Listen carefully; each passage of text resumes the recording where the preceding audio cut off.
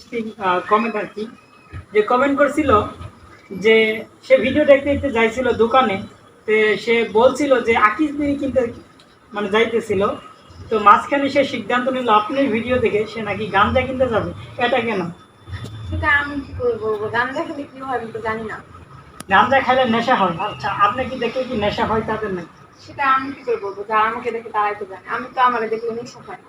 মানে আপনাকে দেখলে নেশা হয় না, আপনাকে না। যারা দেখে তাদের নেশা হয়, হ্যাঁ, চোখের হয়তো ঘুম হারানো হয়। হইতে পারে। বাট আমি কিন্তু মানে যদি আয়নার সামনে যাই তাহলে আমার খুব ভালো লাগে। নিজেকে নিজেই দেখি। তাই না? জি।